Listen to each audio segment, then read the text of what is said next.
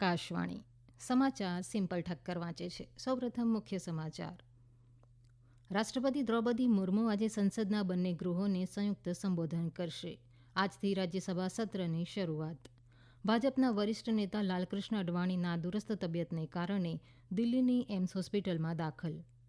NEET UG paper leak મામલે બિહારના કેસોની તપાસ ઝારખંડ તો ગોધરાના કેસોની તપાસ મહીસાગર જિલ્લા સુધી પહોંચી. દક્ષિણ ગુજરાત, કેરળ અને પૂર્વોત્તર ભારત સહિતના કેટલાક ભાગોમાં ભારે વરસાદની આગાહી. અને ટી-20 વિશ્વકપની સેમીફાઇનલમાં આજે રાત્રે ભારત અને ઇંગ્લેન્ડ વચ્ચે મુકાબલો. સમાચાર વિગતવાર. રાષ્ટ્રપતિ દ્રૌપદી મુર્મુ આજે સંસદના બંને ગૃહોની સંયુક્ત બેઠકને સંબોધિત કરશે. રાષ્ટ્રપતિના અભિભાષણ બાદ બંને ગૃહોમાં આભાર પ્રસ્તાવ રજૂ કરવામાં આવશે.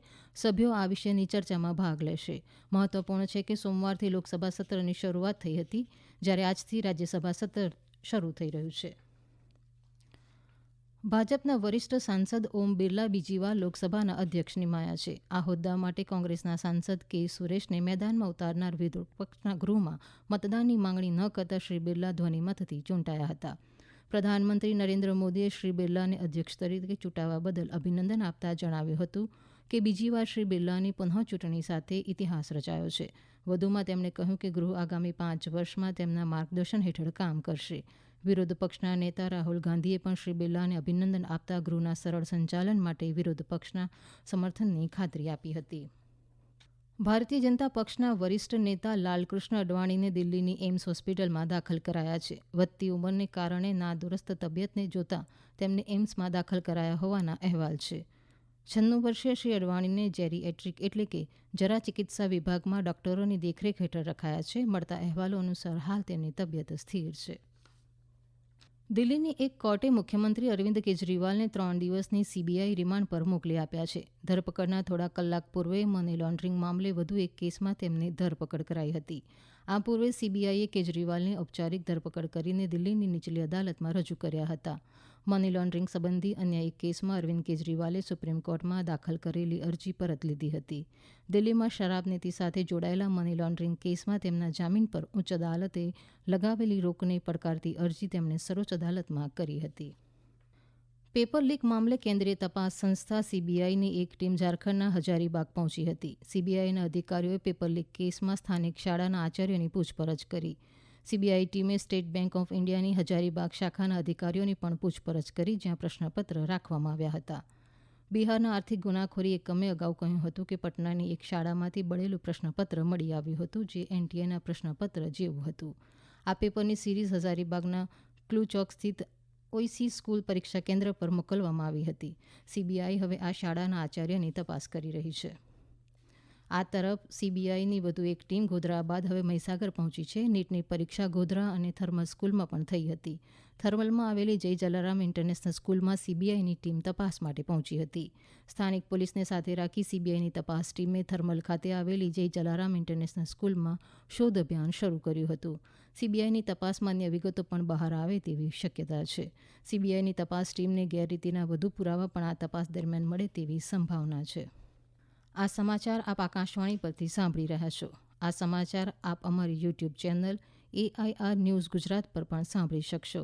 વધુ સમાચાર માટે આપ અમારા ટ્વિટર હેન્ડલ AIR_ABAD ને ફોલો કરી શકો છો. જમ્મુ કાશ્મીરના ડોડા જિલ્લામાં ગઈકાલે સલામતી દળો સાથેની અથડામણમાં 3 ત્રાસવાદી માર્યા ગયા હતા. આકાશવાણીના જમ્મુ પ્રતિનિધિએ જણાવ્યું હતું કે સવારે 9:30 કલાકે પર્વતીય ડોડા જિલ્લાના બજાડ ગામમાં ગોળીબાર શરૂ થયો હતો. એક કાચા મકાનમાં છુપાયેલા ત્રાસવાદીઓએ ભારે ગોળીબાર કરતા પોલીસે સલામતી દળોની મદદથી અભિયાન શરૂ કર્યું હતું, જેમાં વળતા ગોળીબારમાં એક ત્રાસવાદીનું મૃત્યુ થયું હતું. બપોર પછી વધુ 2 ત્રાસવાદીઓ ઠાર મારવામાં આવ્યા હતા. ઘટના સ્થળેથી 3 ત્રાસવાદીઓના મૃતદેહો અને શસ્ત્ર સરંજામ મળી આવ્યા હતા. જમ્મુ કાશ્મીરના ઉપરાજ્યપાલ મનોજ સિન્હાએ ગઈકાલે ચંદનવાડી બેઝ કેમ્પની મુલાકાત લઈને અમરનાથ યાત્રાની વ્યવસ્થાઓનું નિરીક્ષણ કર્યું હતું. 29 જૂનથી અમરનાથ યાત્રા શરૂ થવા જઈ રહી છે. ઉપરાજ્યપાલે અધિકારીઓ અને સેવા આપનાર કર્મચારીઓ સાથે વાતચીત કરી અને શિબિર તેમજ યાત્રા માર્ગમાં ભોજન, રોકાણ, આરોગ્ય સેવાઓ, વીજળી, પાણી સહિતની અન્ય સુવિધાઓનું નિરીક્ષણ કર્યું. ગઈકાલથી અમરનાથ યાત્રા માટે ઓફલાઈન રજીસ્ટ્રેશન શરૂ થયું હતું. 1000થી વધુ લોકો રજીસ્ટ્રેશન માટે કોટા પહોંચ્યા હતા. 13 થી ઓછી વયના બાળકો તેમજ 70 વર્ષથી વધુ વયના લોકોને અમરનાથ યાત્રા કરવાની મંજૂરી નથી. ઉત્તર અરબી સમુદ્ર ગુજરાત, મધ્યપ્રદેશ, રાજસ્થાન, છત્તીસગઢ, પશ્ચિમ બંગાળ, ઝારખંડ અને બિહારના બાકીના ભાગો અને ઉત્તર ભારતના મોટાભાગના વિસ્તારોમાં નૈઋત્યનું ચોમાસું વધુ આગળ ધપવાની સાનુકૂળ સ્થિતિ છે. હવામાન વિભાગના જણાવ્યા અનુસાર કોંકણ, ગોવા, તટીય કર્ણાટક, કેરળ અને તમિલનાડુમાં અતિભારે વરસાદ ચાલુ રહેવાની સંભાવના છે. આગામી 3-4 દિવસ સુધી પશ્ચિમ બંગાળ, સિક્કિમ, બિહાર અને ઓડિશામાં પણ ભારે વરસાદ પડી શકે છે. હવામાન વિભાગે કેરળના 7 જિલ્લાઓમાં ભારેથી અતિભારે વરસાદની શક્યતાને જોતા ઓરેન્જ એલર્ટ જાહેર કર્યું છે. બોલિવિયામાં ગઈકાલે રાત્રે બળવાનો નિષ્ફળ પ્રયાસ બાદ દેશની સશસ્ત્ર સેના રાજધાની લા પાઝમાં રાષ્ટ્રપતિ ભવન પરત ફરી હતી. બોલિવિયાની પોલીસે બળવાનો નિષ્ફળ પ્રયાસ કરનાર સૈન્ય કમાન્ડર જનરલ જુઆન જોર્જ જુનિગાનીની ધરપકડ કરી છે. બોલિવિયાના રાષ્ટ્રપતિ લુઇસ આર્સેએ સૈન્ય બળવાના પ્રયાસોની ટીકા કરતા દેશવાસીઓને લોકતંત્રની રક્ષા માટે એકસૂત્ર થવાની અપીલ કરી હતી. આ પૂર્વે વિદ્રોહી જનરલ જુઆન જોર્જ જુનિગાના નેતૃત્વમાં સૈનિકોએ પ્લાઝા મોરિલામાં માર્ચ કરતા સરકારી મુખ્યાલયમાં ઘૂસવાનો પ્રયાસ કર્યો હતો. જોકે સામાન્ય નાગરિકોએ સશસ્ત્ર સૈનિકોની હાજરીનો વિરોધ કર્યો હતો. બોલિવિયાના વિવિધ સામાજિક સંગઠનોએ લોકતંત્ર અને બંધારણને બચાવવા માટે રાષ્ટ્રપતિની અપીલના સમર્થનમાં દેશના વિવિધ ભાગોમાં દેખાવો કર્યા હતા. નાસાના અંતરિક્ષ યાત્રી સુનિતા વિલિયમ્સ અને બુચ વિલ્મોર આંતરરાષ્ટ્રીય સ્પેસ સ્ટેશન પર ફસાઈ ગયા છે. ઇજનેર બોઇંગ સ્ટારલાઇનર અવકાશયાનની ખામીને સુધારવાના પ્રયાસો કરી રહ્યા છે. આ અંતરિક્ષયાનમાં તેઓ પાછા ફરવાના હતા. નાસાના આ અવકાશયાત્રીઓ અગાઉ સ્પેસ સ્ટેશન પર 8 દિવસનું રોકાણ કરવાના હતા. આઈસીસી ટી20 ક્રિકેટ વર્લ્ડ કપમાં અફઘાનિસ્તાને દક્ષિણ આફ્રિકાને જીતવા માટે 57 રનનો લક્ષ્યાંક આપ્યો છે. અફઘાનિસ્તાનની ટીમે ટોસ જીતીને પહેલા બેટિંગ કરતા માત્ર 56 રન જ બનાવી શકી હતી. અઝમતુલ્લા ઓમરઝાઈએ 10 રન કરતા કોઈપણ બેટ્સમેન ડબલ ફિગર સુધી પહોંચી શક્યા ન હતા.